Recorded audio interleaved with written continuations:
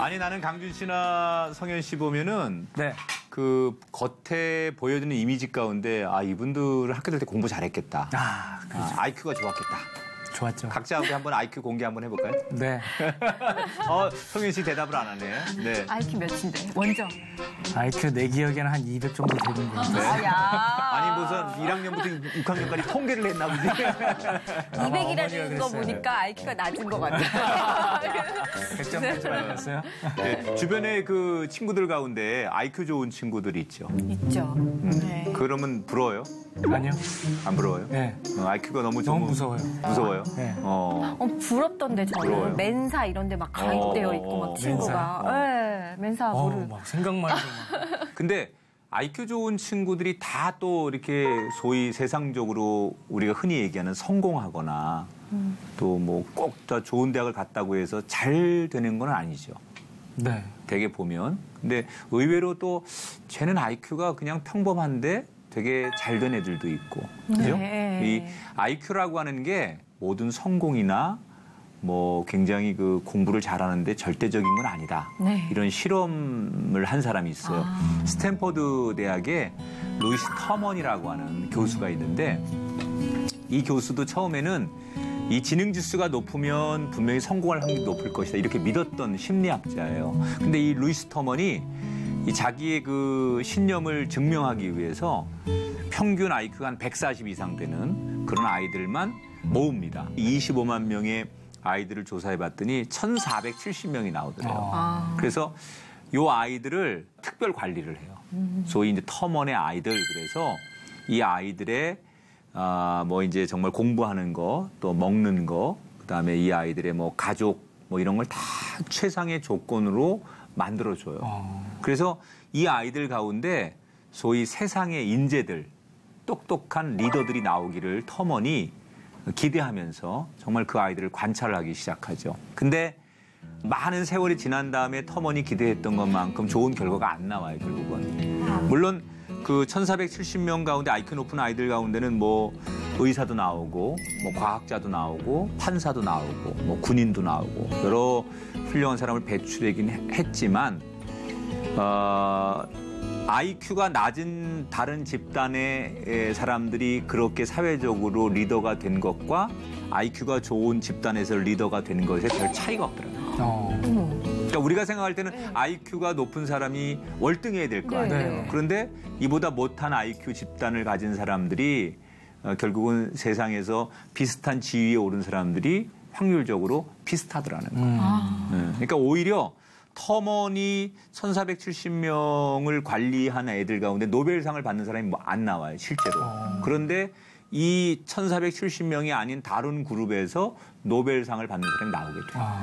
그래서 이 터먼이라고 하는 사람이 나중에 천재유전학이라는 책을 써요. 네. 그 책에서 이런 얘기를 합니다. 지능과 성취도 사이에는 어떤 상관관계가 절대 없다. 그러니까 우리 생각에는 지능이 좋아야만 소위 천재 소리 들어야만 뭐 사법고시도 패스하고 뭐 세상을 성공하고 잘 살 수 있을 것이다. 그러지만 이 교수의 얘기는 지능과 성취도 사이에는 사실 연관관계가 없는 것으로 나타난다. 이렇게 얘기를 합니다.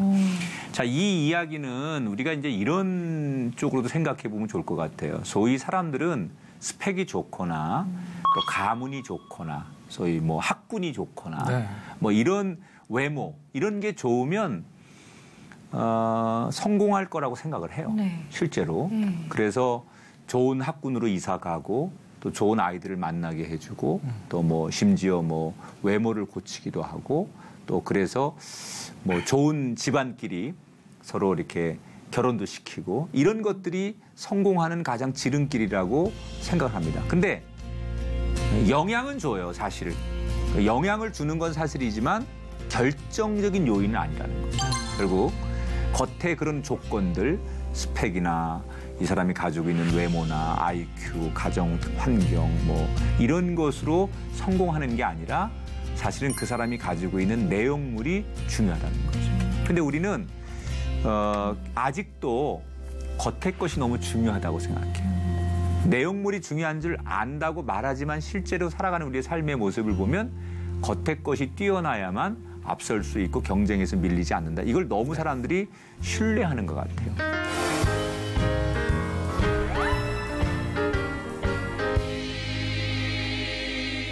이 사무엘상에서 사울을 소개할 때 몇 가지 특징이 있어요. 이 사울이 굉장히 탁월한 사람으로 소개가 돼요. 특히 외모에 대해서. 그 사무엘상에서 사울을 소개할 때 네. 외모에 대해서 극찬을 합니다. 굉장히 사람들이 부러워하는 외모, 그리고 소위 요즘 말로 말하면 엄친아 같은 뭐 그런 아주 굉장한 좋은 환경을 가지고 있다. 이런 소개를 많이 합니다. 그런데 오늘 성경에서 이야기하는 것은 그게 그렇게 중요한 게 아니라는 거예요. 성경은 이 사울에 있어서 뭐 외모가 굉장히 뛰어나고 조건이 뛰어난 사람이다라고 소개를 많이 하지만 실제로는 오늘 성경 속에서 그게 그렇게 중요한 게 아니다라는 것을 보여주고 있어요. 자, 우리가 한번 실제로 성경을 볼게요. 9장 1절에 보면 사울에 대한 이야기가 나오는데 자, 같이 읽어볼게요, 오늘은. 베냐민 지파에 기스라 이름하는 유력한 사람이 있으니 그는 아비엘의 아들이요 스롤의 손자요 베고랏의 증손이요 아비아의 현손이며 베냐민 사람이더라. 아멘. 자, 거기 보면 그 사울의 부모 이름, 조부모 이름, 뭐 그 가족들의 쭉 그 소위 이제 가문의 이름들을 쭉 나열하는 거예요, 그게. 네. 성경이 왜 이렇게 사울이라고 하는 사람의 조상들의 이름을 쭉 나열하느냐? 쉽게 얘기하면 이 사람들 대단한 사람들이다. 집안 좋다. 뭐 이런 것을 지금 강조하는 거예요. 그러니까 사울은 다른 사람들에 비하면 굉장히 그 당시에 물론 사울의 가정보다 더 탁월한 가정이 많이 있었지만 굉장히 가정적으로 다른 사람들에 비해서 배경이 좋은 편에 속하는 사람이에요. 아주 좋은 가정의 후원을 잇고 자랐던 사람이다. 그죠? 난 강준 씨 보면 그런 생각이 들어. 어쩔 줄을 몰라 한다. 어쩔 줄을 몰라. 이렇게 살아야 돼요, 그래도. 이 사울이 그런 사람이에요. 가정 환경뿐만 아니라 아까 얘기한 대로 외모도 굉장히 준수합니다. 자, 2절에 보면 네. 이렇게 소개해요. 이스라엘 자손 중에 그보다 더 준수한 자가 없다. 그러니까 요즘으로 말하면 뭐 거의 그 우리 배우들 가운데 가장 뭐 국민 배우, 뭐 가장 인기 핫한 배우, 뭐 그렇게 얘기할 정도로 이스라엘 중에 그보다 더 준수한 자가 없대요. 또 키는 모든 백성보다 어깨 위만큼 더 컸다. 어깨 위. 그러니까 옛날에도 키 큰 사람들이 그 하나의 그 정말 잘생긴 그 기준이 됐던 것 같아요. 이때도. 그런 게 있나 봐요. 이렇게 성경이 표현하는 거 보니까. 아니 상상만 해도 하트 뿅뿅이. 그죠. 그러니까 아마 굉장히 더군다나 이 그 중동의 사람들이 굉장히 이목구비 뚜렷하고 뭐 멋있잖아요. 뭐 그 정말 조각상처럼 생겼는데 거기에 키도 크고 정말 아주 이목구비 뚜렷하고 굉장히 그 내가 볼 땐 헤어스타일이나 뭐 이런 어떤 이렇게 딱 2대8로 2대8은 전원일기에 나오는 사람이고 그런 굉장히 그 당시로 봐서는 정말 매력이 철철 넘치. 뭐 잘생기기도 했겠지만 굉장히 매력적인 남자 아니었을까 그런 생각이 들지요. 사무엘상이 이런 부분을 굉장히 자주 묘사합니다. 뭐 키 크고 잘생겼고 남에 비교하면 탁월하다 이런 것들이 칭찬이 계속 등장합니다. 그러니까 심지어 선지자 사무엘도 자기가 웬만하면 다른 거 칭찬 안 하는데 사실 사무엘은 왕 제도를 싫어했던 사람이에요. 왜냐하면 사사들이 다스렸던 시대에 여전히 자기 같은 사람들이 하나님의 뜻을 받들어서 백성들을 다스려도 문제가 없는데 어느 날 백성들이 우리도 저 다른 나라처럼 왕을 세우자 해가지고 불만이 생기니까 사무엘이 하나님 앞에 기도해서 왕을 세우는 거잖아요. 그런데 왕 제도에 대해서 찬성을 안 했던 사람이 사무엘이지만 이 사울을 보고 나서는 말 그대로 같은 남자로서 사무엘이 푹 빠집니다. 이야, 사울은 다르다. 진짜 저 정도면 우리나라를 대표해서 왕 되기에 충분하다. 그래서 사무엘 자체도 이 사울에 대해서 극찬을 합니다. 극찬. 그래서 지난 시간에 여러분 그 사울을 만나자마자 제일 먼저 사무엘이 뭐예요? 극진하게 대접하죠. 좋은 걸 대접하죠. 장로들 앞에서 제일 상석에 앉히고 그다음에 제일 맛있는 고기로 이렇게 대접을 하죠. 그리고 왕으로 나중에 정식 데뷔를 하고 나서 사무엘이 이 그 사울에 대해서 얼마나 극찬을 하느냐. 24절에 가보면 이렇게 말합니다. 사무엘이 모든 백성에게 이르되 너희는 여호와께서 택하신 자를 보느냐 모든 백성 중에 짝할 리가 없느니라 하니 모든 백성이 왕의 만세를 외쳐 부르니라. 이게 사무엘이 한 얘기예요. 이 세상에 사울을 대처할 사람이 없다는 거예요. 여기 이 백성들 중에 이 사울과 비교할 사람이 어디 있겠습니까, 여러분? 여기 많은 사람 가운데 이 사울 왕보다 뛰어나고 탁월한 사람이 어디 있습니까? 가장 뛰어나고 가장 완벽하고 가장 귀한 왕이 여기에 섰습니다. 라고 사무엘이 백성들 앞에서 선동을 해요. 이게 엄청난 거죠. 그러니까 사무엘이라고 하는 사람이 봤을 때 이렇게까지 흥분할 정도로. 근데 이게 가식이 아니거든요. 사무엘이 그렇게 정말 사울에 대해서만큼 인정을 했다는 거예요. 그러니까 워낙 완벽한 조건을 갖춰요. 그래서 백성들이 그 사무엘의 얘기가 떨어지자마자 진짜로 막 자원해서 흥분해서 만세를 부릅니다. 만세 만세 우리에게 진짜 탁월한 왕, 훌륭한 왕, 감히 우리가 비교할 수 없는 그런 왕이 생겼도다. 그러면서 백성들이 기뻐하죠. 이게 바로 이스라엘 초대 왕이었던 사울이 처음 왕이 되는 장면이에요. 그러니까 여러분 지금까지 얘기를 종합해보면 사울은 너무너무 좋은 스펙을 가진 사람. 네. 최고의 뭐 외모도 되고 뭐 음악도 잘하고 거기에다가 이 사람이 요즘으로 말하면 외국어도 몇 개씩 하고 너무너무 좋은 그런 사람이에요. 그러니까 그런 사람이 왕이 됐어요. 모든 사람들이 막 좋아해서 인기가 하늘을 찌를 듯 좋았어요. 그러니까 사울 왕을 사람들이 예측할 때 어떤 예측을 했을까요? 탄탄대로를 걸을 것이다. 저 왕을 꺾을 라이벌이 없어요. 저 왕에게는 이제 왕의 자리에 올라가서 죽을 때까지 왕으로서 누리는 일만 남았다. 사람들이 다 그렇게 기대를 합니다. 그런데 여러분, 우리가 성경을 알지만 하나님께서 이 사울 왕에 대해서 마지막에 어떻게 평가를 하십니까? 하나님이 사울 왕에 대해서 내가 저를 왕으로 세운 것을 후회한다. 2번이나 그렇게 얘기합니다. 자, 15장 11절에 보면은요. 이런 말이 있어요. 내가 사울을 왕으로 세운 것을 후회하노니 그가 나를 따르지 아니하니라. 또 34절에 가보면 이런 말도 있어요. 여호와께서는 사울을 이스라엘 왕으로 삼으신 것을 후회하셨더라. 여러분 이게 얼마나 슬픈 일입니까? 네. 하나님께서 우리에게 어떤 재능을 주시고 또 하나님께서 우리에게 어떤 은혜를 주셨는데 기대하고 주신 거 아니겠어요? 우리에게 이런 은사와 달란트와 또 이런 가정 또 이런 남이 없는 좋은 조건을 주셨다는 것은 우리를 향한 기대감이 있는 거예요. 그런데 하나님이 주셨는데 가만히 보니까 내가 괜히 줬구나. 저럴 줄 몰랐네. 내가 기대한 것하고 다르네. 그래서 후회한다면. 여러분 이게 사울의 이야기가 아닙니다. 우리의 이야기예요. 하나님께서 우리에게 진짜 좋은 걸 많이 주셨는데 우리가 얼마나 지금 누리는 게 많아요. 근데 우리가 하나님께 받은 은혜가 많고 받은 조건이 참 많아요. 우리가 좋은 달란트도 얻었고 또 남이 없는 좋은 기쁨도 많이 가지고 있는데 하나님이 그걸 우리에게 주셨는데 나중에 보니까 후회한다라는 소리를 듣는다면 우리는 세상적으로는 성공했을지 몰라도 하나님 안에서는 실패한 사람이다. 네. 그러니까 이 말은 좋은 스펙이 하나님 앞에 인정받는 건 아니다. 좋은 스펙이 인생의 성공을 보장하지 않는다. 자, 그렇다면 진짜 우리한테 필요한 게 뭘까?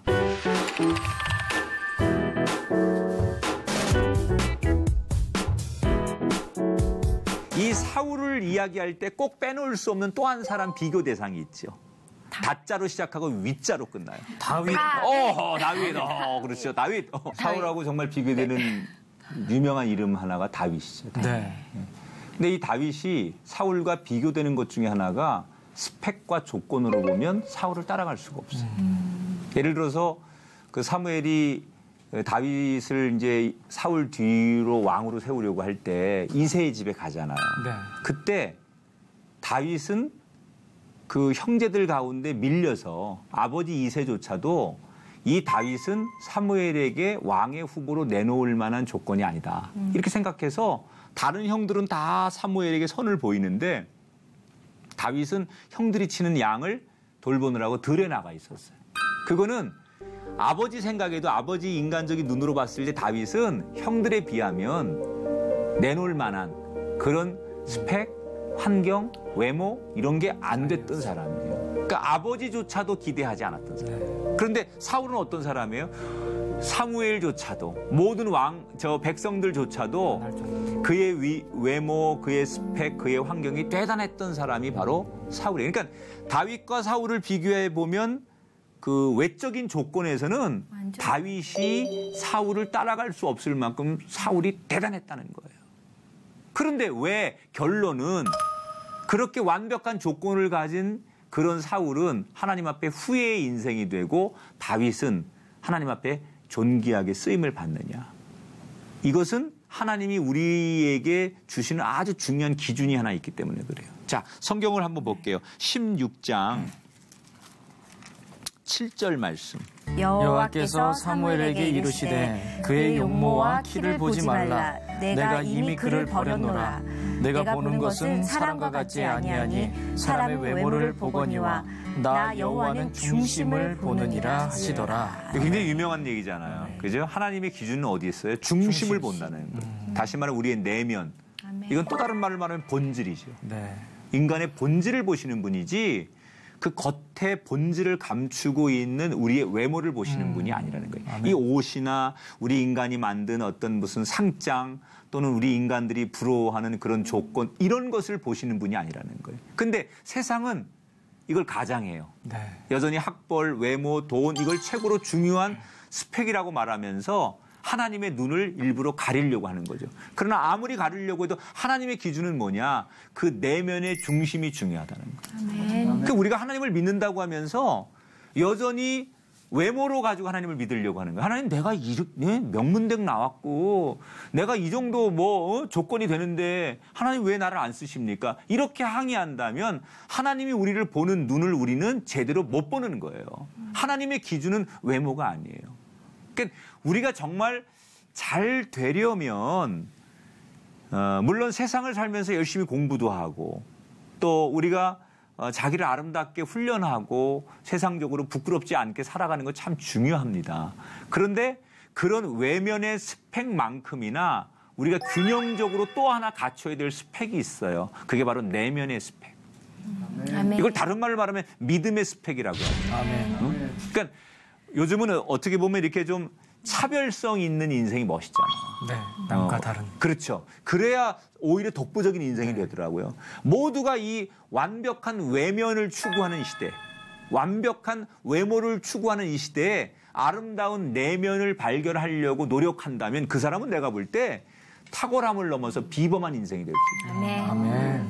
그래서 우리가 어찌 보면 이렇게 자꾸 너무 이렇게 외형적인 것 앞에 우리의 인생을 뺏기는 사람이 되지 말고 내면적으로 우리가 하나님 앞에 보여줄 수 있는 것을 보이는 것 이게 참 중요하다는 거예요. 그러니까 다윗이 그게 되니까 나중에는 얼마나 아름답습니까? 시편에 보면 그 다윗이 부른 그 찬송이라든지 시라든지 또 다윗이 했던 여러 가지 업적을 보면 내면이 아름다우니까 그 내면에서 흘러나오는 힘이 결국 외면까지도 보여지는 것까지 아름답게 만들어요. 그래서 진짜 힘은 안에서부터 나오는 거지 바깥에 있는 것이 진짜 힘일 수 없다. 되게 보면 우리 주변에도 진짜 내면이 아름다운 사람이 있어요. 두 사람은 이제 결혼했으니까 땡이야. 그러나 결혼 안 한 사람들에게 내가 꼭 부탁하는 거는 내면을 보라는 돼요. 네. 내면. 근데 내면을 어떻게 봐요? 어떻게 봐요? 내면은 영적인 눈으로 보는 거지. 영적인 눈? 하나님 앞에 기도하면 네. 그 하나님이 보시는 조건. 네. 이 다윗 같은 사람을 찾아야죠. 자기 일에 성실하고 교만하지 않고 그런 사람들. 그러니까 너무 우리가 저 사람 첫눈에 너무 멋있어. 너무 야 월등해. 이런 거 가지고 마치 전부라고 생각하면 안 되는. 그게 나쁘다는 건 아니에요. 네. 내가 그렇게 태어났는데 그걸 무조건 나쁘다고 그럴 수는 없잖아요. 네. 이렇게 하나님이 날 만들어 주셨는데 그건 감사한 거지. 네. 그런데 그게 전부인 것처럼 사는 게 문제라는 거죠. 그게 전부는 아니에요. 내가 하나님이 아름다운 외모와 또 공부할 수 있는 조건 주셔서 좋은 학벌을 가지고 있고 환경을 가지고 있다는 건 정말 자랑거리예요. 그거는 세상을 사는데 필요한 도구예요. 근데 사람들이 그게 전부인 줄 안다는 거예요. 거기에 걸맞는 규모, 내면의 조건 이런 것들을 우리가 갖추지 않았기 때문에 문제가 된다. 그래서 내면의 이 스펙을 우리가 만드는데 노력을 해야 된다. 자, 두 사람이 꼭 내가 갖고 싶었던 스펙이 있느냐. 이 세상적으로 네네. 내가 정말 이게 부러워서 나한테 이 스펙이 있었으면 참 좋겠다라고 생각한 게 있었는지. 아, 너무 많죠. 네. 진짜 너무 많아요. 강균 씨 뭐 내가 목사였으면 이런 생각 해봤어요? 내가 만약 목사라면. 해봤죠. 그럼 저 자리에 앉을 텐데 그 생각한 거 아니야 또 혹시? 아니요, 그 하나님이 접어주셨어요. 그런 어떤 것보다 스펙을 제일 부러워했어요? 제 와이프가 이제 교포인데 영어를 너무 잘합니다. 해외를 가도 거침이 없어요. 그래요. 저는 한국인이에요. 영어를 못합니다. 거침이 있어요. 뭔가 이제 영어를 못하다 보니까 제약이 많습니다. 그래서 영어를 좀 잘하고 싶다라는 영어만큼은 꼭 잘하고 싶다. 그게 그렇지. 간절한 소망이에요. 맞아. 현대인들에게 제일 그 부러움의 대상 중에 네. 하나가 이 언어의 능력인데. 네, 맞습니다. 근데 그 아내가 이렇게 강균 씨처럼 한국말 잘해요? 엄청 잘합니다. 잘해요, 또. 거기다 한국말도 잘해. 이게 문제입니다, 이게. 근데 이렇게 아나운서처럼 아주 정확하진 않을 거 아니야. 와이프가 호주에 있었을 때 네. 아나운서 준비를 했습니다. 어머. 호주에서. 그래서 말이 너무 정확합니다. 정확하고 발음도. 예, 그래서 싸울 때도 제가 항상 집니다. 그럼 완패야, 완패. 한국어로 싸우는. 한국어로도 싸우고 영어도 싸우고 둘 다 질 수밖에 없어요. 갑자기 막 영어로 하면 못 알아듣겠네. 예, 그래서 제가 일본어를 공부하고 있습니다.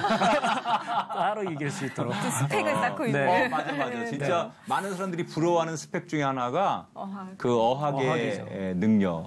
정말 그건 공감이 되는 얘기예요. 나는 근데 또 강균 씨가 그런 아내하고 산다니까 그것도 나한테 컴플렉스네. 그러니까 나는 못하지만 내 옆에 아내가 그렇게 영어를 잘한다면 그것도 남들에겐 또 다시 부러움의 조건이 될 수 있다. 살아보세요. 알아보세요. 그게 정답인데. 네. 성현 씨는 어떤 스펙을 갖고 싶었어요? 저는 이제 한동안 요리를 공부하고 했었어요. 네, 그렇죠. 그래서 잘하죠. 정말 스펙을 쌓았습니다. 요리 자격증 8개. 8개? 와, 너무 많다. 근데 이제 제가 그 전라도 집안인 이제 친구 집에 점심을 먹으러 갔어요.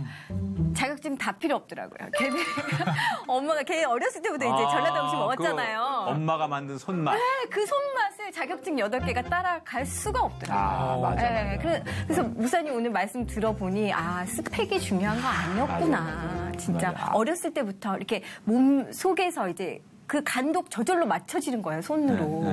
네, 너무 부럽더라고요. 무슨 자격증이 있어요? 8개나? 8개?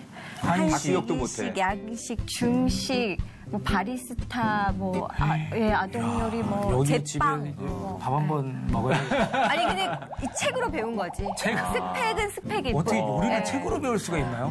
자, 그럼 거꾸로 네. 우리가 외면의 스펙이 부러워서 그런 걸 우리가 좀 따고 싶은 것도 따라가고 싶은 것도 있었지만 네네네. 오늘 말씀 들으면서 내가 내면의 스펙 이거를 좀 하나 갖췄으면 좋겠다.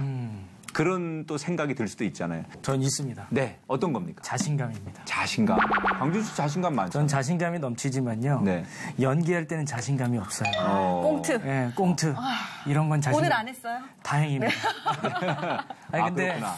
이게 세상 살다 보면 누구든지 비교를 하게 되는데 네. 그때 보면 자신감이 결여되고 내 자신이 스스로 낮아지는 그런 느낌이 너무 많이 들어서 자신감이 더 있었으면 좋겠다라는 생각이 들어요. 그래요. 그럴 수 있지. 우리 안에. 네. 그건 정말 외면이 문제가 아니라 내면의 일이니까. 성현 씨는? 저는 오늘 이렇게 목사님 말씀처럼 내면이 중요해 이렇게 다짐을 하다가도 이렇게 옆에서 아니야.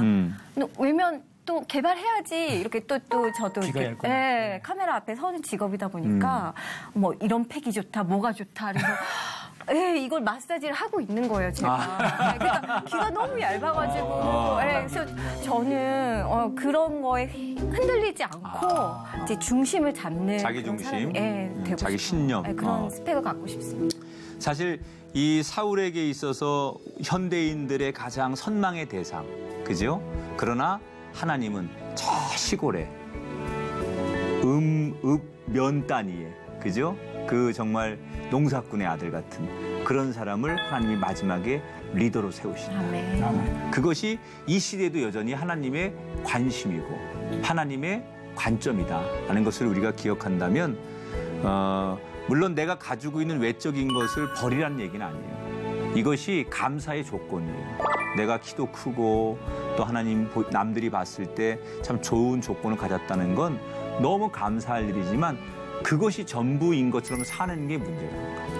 그러니까 우리 내면의 스펙, 믿음의 스펙도 그러니까 세상의 이력서에는 외면의 스펙만 쓰지만 하나님께 이력서를 쓴다면 분명히 너는 성령의 9가지 열매 중에 어떤 것을 가지고 있느냐? 네 내면에 어떤 하나님을 향한 마음이 있고 또 너에게 정말 하나님이 원하시는 어떤 마음과 또 생각과 그런 성품이 있느냐 이런 것들을 물으셨을 때 그것 역시 쭉 기록할 수 있는 그런 믿음의 스펙을 하나하나 쌓아가다 보면 우리가 세상 사람과의 경쟁에서 반드시 승리할 수 있는 다윗과 같은 인생이 될 수 있습니다. 아멘. 자, 그런 생각을 하면서 이번 한 주간에는 우리의 삶의 목표가 내면의 스펙, 믿음의 스펙 이것을 갖추기 위해서 열심히 땀 흘리는 한 주간 되었으면 좋겠습니다. 인바이블 오늘 여기서 인사드리고요. 다음 시간 다시 찾아뵙겠습니다. 여러분 승리하십시오. 화이팅!